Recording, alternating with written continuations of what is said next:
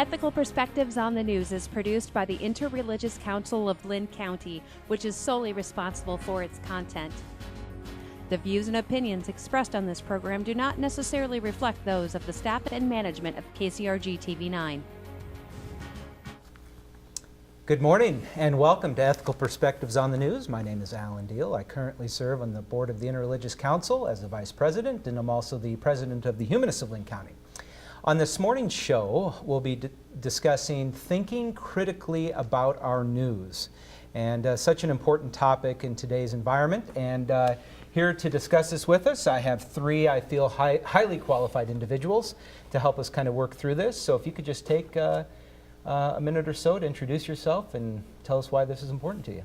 Well, I'm Todd Dorman. I'm the opinion page editor at the Gazette, also write a column. And well, I guess I've been in the news business for more than 25 years now, so that makes it important. It's what I get up and think about every day. Yeah, absolutely. So. Excellent, thank you. Lyle Muller, and I'm the Executive Director of the Iowa Center for Public Affairs Journalism, which is a center that does investigative journalism and works with college students to do that work at a high ethical level. I'm in my 45th year. I am startling to think about that. Before I was with the Iowa Center, I was at the Cedar Rapids Gazette. Excellent. Well, thank you, Lyle, for being here. I'm Durham. I'm an associate professor at the School of Journalism and Mass Communication at the University of Iowa. I teach courses in the history of conservative media, the history of journalism, and sometimes public relations, which is not always thought of in the same breath. But I get paid to think about the news. Yeah. Oh, that's great. Well, I think each of you have kind of a unique perspective here that will certainly help us work through this. So this probably came to my mind a few months ago, just kind of thinking about some big news stories that was out there in the headlines. I'm specifically thinking of Jussie Smollett, the issue with that, and the issue with the Covington teens that we're all kind of familiar with. It's died off a little bit. And then I think we're all familiar with the Muller investigation, right? All of those certainly grabbed the attention of the American conscience there for it seemed like a period of weeks and months. And I think it certainly, depending on the side of the political spectrum that you fell on, it made you either love the media, hate the media, make claims against the media. And certainly, I'm thinking of the president and others kind of latched onto it as a certain kind of built-in bias that the media has. And I don't know if you have any thoughts on that as far as what you, from your perspective, have learned from these specific events, but it could be beyond that, right? And maybe just give your thoughts on that as a way to kind of get us started. Well, I can start. I think what's going on, you've mentioned 3 high-profile television-type events, although you can certainly learn tons about the Mueller report by reading about it in the various newspapers and publications, and also do what I did over the weekend. I bought a copy of the report, and I'm reading it in the book. So, those are things that people respond to, and they certainly become parts of talking points in the political realm, and that's what we're dealing with here. A lot of this deals with how people view this through the political realm. Can you make some sort of progress and hay out of it politically if you state something, or do you not? And I think that drives a lot of what's going on in some of the discourse that we have about the news media. It's, politics is a rough and tumble game. You have winners and losers, and the way stories are reported can affect winning and losing. No, for sure. And anybody else have something to add there? I think that one of the things that, for one thing, for 2 years there was no Mueller report. What we got instead was a kind of tabloid approach to what might be in the Mueller report, or what the implications were, or just what the buzz was. And much of that comes from cable news and cable news outlets who have a lot of time to fill and use talk shows as speculative, talk shows to entertain speculation instead of news. Yeah. And it's kind of reductionist, and I think that the Smollett case was the same thing. We get a treatment of an individual story as if it were a national or cultural effect, and it's not. It's a story about one person. Well, I agree with you on the tabloid aspects of how the Mueller investigation was covered by cable news. Although with the release of the Mueller report, we learned that several of the bigger stories reported by the New York Times, Washington Post, some of the print organizations, some of the more reputable, I guess, reputable. I don't know what that word always means all the time, but a lot of those stories that the administration pushed back on and said weren't true actually were true. The reporting was borne out by the report. So in some ways, that investigative period was not good for journalistic credibility, but in some ways we've now learned that a lot of the stories that were being done with a lot of shoe leather reporting, a lot of records diving, a lot of that sort of traditional, good, solid news gathering actually were accurate. It's true, but the lingering effect was that we were primed to believe that it was false, and so the arrival of news that these organizations were on the money sort of had to suffer falling in second place. Yeah. Well, I'm still not certain how many people have read the Muller report, Yeah. based on what I hear as far as the reaction to it. You know, and I think a lot of people would say that, you know, social media drove that, right? That with all three of these incidences, right? And I'm wondering, so a lot of times, you know, I know for myself, I follow KCRG, for instance, on Facebook, right? And I look at headlines, I like certain things, I read the comments, I click on the article, and a lot of times it can be simply just what the title of the article is, right? That may attract me to actually reading it. And because more and more people are consuming their media via social media, what are news organizations doing to make sure that the prime incentive for posting a news story isn't necessarily to get clicks or interaction, right? And so therefore maybe being more motivated to have a wild headline, right? That's really going to attract people's attention. What are news organizations doing to kind of control for that? Well, it depends on the news organization. There are news organizations who are posting to get clicks. Mm-hmm. Part of the problem we run into when we talk about news organizations is we treat all of them as though they're the same, and there is such a wide variety of news organizations run from different perspectives that you really can't do that. And so you have an organization, some of the new media organizations that want to get attention, and they are trying to get clicks. Others are trying to just get the information out. And by the way, let me just say something in defense of trying to get clicks. That means you're reading the story. That's important. Yeah. Right, just like selling newspapers and watching the television. Now, this one's for you, Frank. I mean, the title of this particular episode is "Thinking Critically About the News." So, I really do want to talk a little bit about, as a consumer of news, which we all are. Some of us are producers of the news, but some of us are, all of us are consumers. What are some of the things that you teach journalists? And everybody is this question for everybody, but starting with you, Frank. What are some of the principles that you teach your investigative journalists, for instance, that are going through your school of journalism, about how to get to the facts of a story and how to eliminate bias from a story and how to really convey the news as it is to the best of their ability? Well, for years I taught the introductory journalism history course, where everyone who came to the journalism school had to get through me. And so to the extent that we had investigative journalists on the budding journalists, they started with me.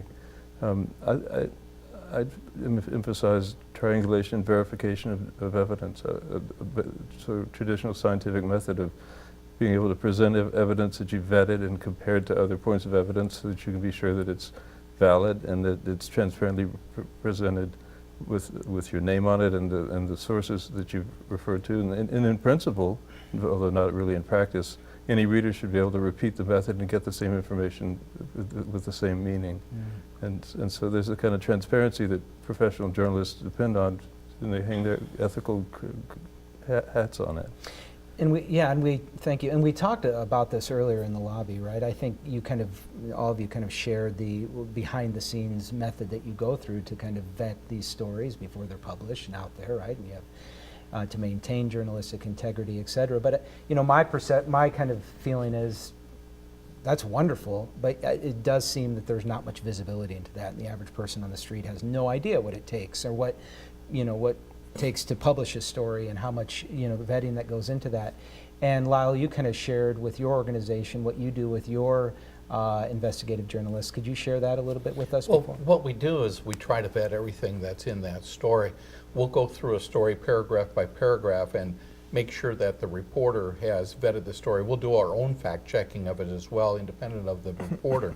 And the notion there is that there's a common thought that you get two sources and you can confirm something, and that's not necessarily true. It's a matter of getting the correct sources.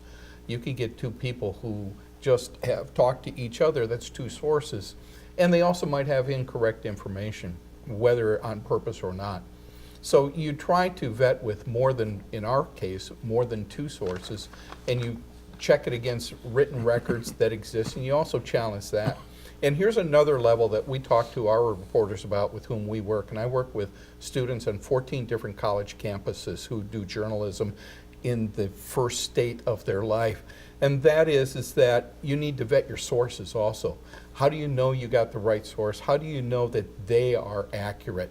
Have you determined what bias do they bring to the table? If you interview 3 political science professors and all 3 are Democrats, registered Democrats, what have you accomplished? Mm-hmm. And how have you checked the way that them being a registered Democrat has affected how they also blend the scholarly work that they do into a conclusion that they reach?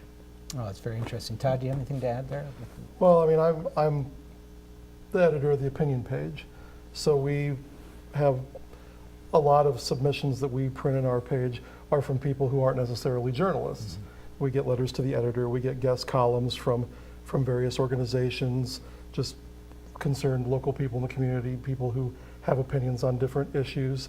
And so we definitely fact check those, the claims that are made, the facts that are used, the numbers that are made to support the opinions that are, mm-hmm. But in the end, when, Senator Grassley sends us a guest column on tax day saying that, talking about the tax cuts that the Trump administration championed and that Congress passed, we can check the numbers and we can check all of that. But when he makes the assertion that these helped Iowa to great heights of economic prosperity, that's a little bit tougher to check. That's where the opinion comes in. That's his perspective. So we deal with a lot of content like that, which, we're the part of the newspaper that's been around a long time, but not long enough that we still don't confuse people, because when we do editorials on issues, they get that mixed up with news stories.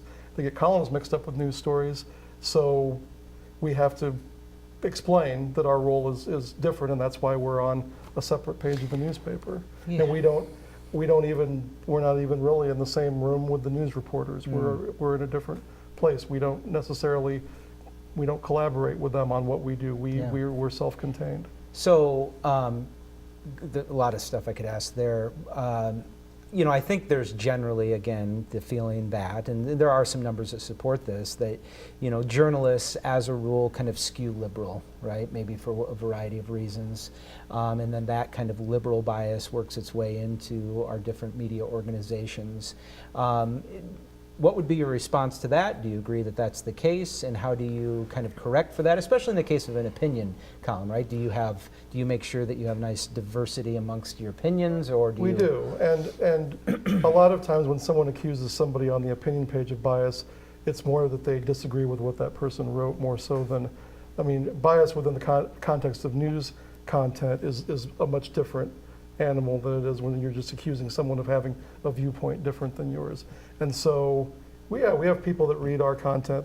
They disagree with what they read, sometimes agree with what they read, and we do try to offer a fairly broad array of, from the political spectrum. A lot of what we publish are local people with opinions on local issues that don't necessarily fit into bias, one right or left. And you would say there is no kind of selection bias when it goes into which ones you're gonna, we got to make sure we get accused of that, and right now, especially during the Trump administration, we have received more letters and guest columns from people on the left because they're upset, they're more agitated. So, then when we don't run as many from the right, we get accused of picking and choosing, but we don't do that. We try to run, our default is to run what we get as long as it's you know, as long as the claims made are accurate Sure. and it's not libelous or anything like that. So during the Obama administration, you probably had more Yes, conservative think so. opinion pieces. Interesting. So, Lyle, I'm interested in kind of my initial question there about and Frank, feel free to chime in here as well, but the idea of there being kind of liberal bias in the media, right? And we'll have to clarify, right? The media is not a monolith, right? There isn't just some big media out there. Yeah. It comes in all kinds of forms, you know. But just generally, when you interact with your journalistic students and journalists, do you feel like they skew liberal in their opinions? Well, I'm not sure that partisan labels or the liberal conservative continuum in the way we think about it today it applies historically. The professionalization of journalism involved in adopting what we could refer to as a scientific method. And the tensions between conservatives in 1920 and as in today and people who are interested in empirical inquiry, or the tensions between people who are interested in preserving and conserving belief systems versus those who are interested in pluralism and the investigation of social phenomena and whatever the result may be. And so there's a tension between a sort of doctrinal approach to culture that conservatives are invested in conserving and keeping. And reporters are necessarily asking questions which are out of line with that, because the possibility is that the answer won't be what pleases a conservative. So I'm not sure that is the same thing as being a Republican or a Democrat, but there is this baked in kind of quality to journalism of asking questions which are going to present new and therefore often unpopular answers to questions that readers have in mind.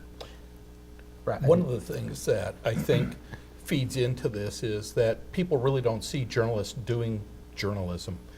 And there's a good reason for that. It's boring. It is calling people on the phone. It's going and meeting with them. It's reading documents. It's vetting your story. It's thinking about whether you're using the right term or if you're using a term that's too vague that could be misconstrued by the audience. It's writing, rewriting, writing, rewriting. And I can tell you, it's just not as interesting to watch as watching talking heads yell and scream at each other at night on cable television, which then becomes the model that a lot of people see and think is journalism. That's not journalism. It's opinion talk, but it's not the act of learning journalism and learning facts, vetting them, making sure that you're accurate, making sure that you're using the right terms in your story, that your phrase isn't misleading. Yeah. No, these are excellent points. You know, one thing I do want to talk a little bit just briefly about was, kind of in my preparation for this show, I came across the Society of Professional Journalists Code of Ethics, I think referred to by SBJ. And it's basically, as I understand it, kind of a code, obviously, that journalists and news organizations try to adhere to, right? As they go about their duties to serve the public and provide them with information, accurate information, keep leaders in check, people in power in check, so on and so forth. And I don't want to go through the whole thing, but there was a few things that I pulled out of this, and specifically the preamble to it says essentially, members of the Society of Professional Journalists believe that public enlightenment is the forerunner of justice and the foundation of democracy. Ethical journalism strives to ensure the free exchange of information, that it's accurate, fair, and thorough. And it basically speaks to four principles. That is, first, seek truth and report it. Minimize harm. Act independently, and be accountable and transparent. Could you just talk, anybody can, I don't want to spend maybe too much time on this, but I think, again, this is something that most people don't or aren't aware of, certainly I don't think are very knowledgeable of, but talk a little bit about how this code of ethics works into either the School of Journalism or just an organization such as the Gazette. Well, let me talk about, we talk with student journalists about this a lot because they're still learning all of this. And by the way, the Iowa Center for Public Affairs Journalism is not a part of any of the universities at that or any of that, and it doesn't have classes. What we do is we apply what these students are learning and then take them deeper, and that's how they learn through the experience with us. The idea here is that we are responsible to the public. We're not responsible to government. We're not responsible even to our news organization. We're responsible to the public. And these are guidelines that have been laid out with a lot of thought so that we can have some sort of way of thinking about how do we do things. And what can we call those ethics that we believe in as journalists. And journalism schools teach that, and Frank can talk about that quite a bit, but there are a lot of journalists who didn't go to journalism school. Going to journalism school is not a requirement for being a journalist. You don't get a license to be a journalist. You don't, you can literally say you're a journalist. That doesn't mean you're doing journalism, but you can say you're a journalist, and that makes you a journalist because we have a First Amendment that says there's no regulation. Sure. And also people who, keep track of what's going on in our society, the norms and the challenges to the norms, can do journalism. But it's a great code, but that we certainly derive our ethics from at the Iowa Center for Public Affairs and Journalism. And Frank, do you have something you'd like to add? Lyle's right. I doubt that Todd, anyone in the newsroom here, pulls out the code of ethics to check on how they're doing things. It's more of a guideline for a professional culture. Would you describe it that way? No, I think that's right. Yeah. And the Gazette has its own ethics policies, Right. so which most newspapers, I believe, have. But from city to city around the country, journalists know each other and work in the same mindset and practice the same ideals. It's like buying a dozen cookies and not knowing about flour. So you feel like these ethics, as I kind of briefly described, are kind of embedded within the culture of these news organizations? Would that be a fair assessment? Because we talk about truth as a product. And we want to be able to show how truth is constituted, how it's measured, how it can be disassembled and demonstrated. And when we're wrong, we run corrections. It's a very pragmatic practice. You do the best you can with the highest ideals and the best skills you can apply. And sometimes real life goes differently, and you have to step back and take another look at what happened. And being able to admit how the mistake was made or how the error was committed, and how you're going to fix it is the demonstration of your professional validity. And that's the best we can do in a real world. Yeah. We're the only profession where if you're 99.99% successful, you're a failure because you've failed with 0.1%. And what I mean by that is the Gazette can produce a 24-page newspaper, or Iowa Watch can produce a 3,000-word story. But if you have one misspelling in that story, it becomes an error that people will look at and say, you don't know what you're doing. So it's a pretty high wire to walk on, but and we do make mistakes. And so the way you do it is you just admit it and you tell people why. But that's what we do. We actually embed into a story, if we have an error, an editor's note saying that we corrected it and when we corrected it. I think the media, again, news organizations, do have a tremendous amount of power. I think it was alluded to earlier, right? I mean, you're just the ability to go out there and influence public opinion, to get certain news stories out there, certainly can sway public opinion in different directions. And do you feel like the news organizations and the media generally appreciate that power, or act in a kind of in humility in accordance with that perceived power, or do you think the power is maybe exaggerated a bit? No, what is your thought I think there? the people who are running journalism in this country are intensely and forever impressed with the power they have. But one thing we're not talking about is the interaction with readers and viewers. There's a naive notion about objectivity as being an absolute truth that's unchallenged from any perspective. That's not what we deal in. We deal in solidly constructed versions of truth based on what we can call facts. And readers and viewers bring their own perceptions, their selectivity, to what they read and how they interpret it. And so it's a messy business. And it requires a lot from a reader to participate in a democratic process that's fueled by journalism. That often means reading other media, reading other outlets, watching other news shows, doing their own comparisons and vetting of facts and sorting out perspectives that are represented. And so citizenship based on journalism is its own job, and I think most people take that for granted when they're looking at what the press does. Yeah. And certainly that becomes even more important when you're on social media and you're sharing stories, and you almost are involved, you as a consumer of news, you're kind of involved with sharing that news and getting it out there, which is kind of unprecedented.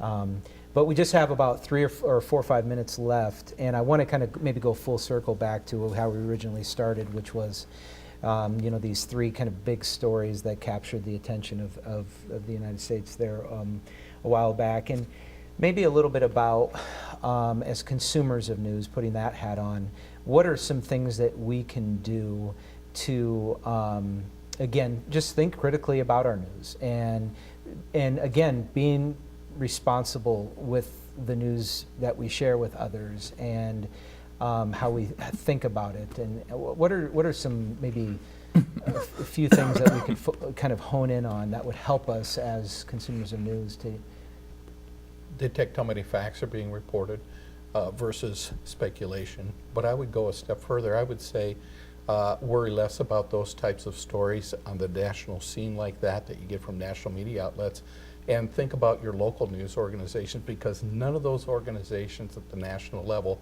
covers your city hall, your county government, your state government. And a lot of hardworking journalists at a local level are doing good work telling you what your taxes are, what roads are open and what are closed, what your city council is doing, what the state government is doing. Frank or Todd, do you have thoughts? Well, I think with the stories that you mentioned, they're all, with the exception of the Muller report, which I think would be news at any time in American history when you've got a president being investigated. I mean, the other stories, there was a lot of driven a lot by social media and sort of the instant takes on what's happening. And I think now we have to be really skeptical of some of the initial takes that we see on stories like that sort of originate because, as he mentioned, everyone's a journalist. Everybody with a phone is a television studio. So when that raw footage hits, we have to be, and also be, and just as I sort of digest the news, I'm always skeptical of stories that fit a prevailing narrative too well. I mean, it's just too perfect. There's a lot of other things going on there besides sort of black and white narratives that we try to fit everything into. Yeah, no, excellent, thank you. I would say watch out for social media. You're being fed back what you liked yesterday, and it's called an echo chamber. Yeah. I think get off the screen and go pick up a hard copy, or at least go intentionally to the website of the news organization you're interested in, and read stories that don't come in a feed that you select. Yeah. We're too captured by our own interests, and that leaves out most of the world. The news should be complex and a bit unfamiliar. Yeah, no, that's excellent, and we just have about a minute left. And no, I think it's been said time and time again, right, that we all tend to kind of gravitate towards our bubbles, right?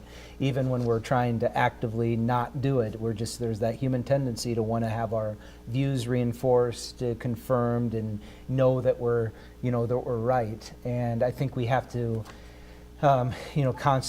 consciously push back against that, and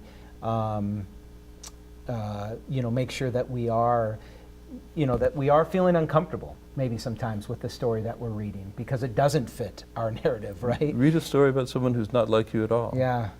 No, I think that's extremely healthy, and healthy for the consumer of news, and one that also produces it. So again, as usual, time has flown by, and I really appreciate everybody joining us today, and I hope those at home considered this show helpful, and we hope you have a great rest of your Sunday. Thank you, and join us next week.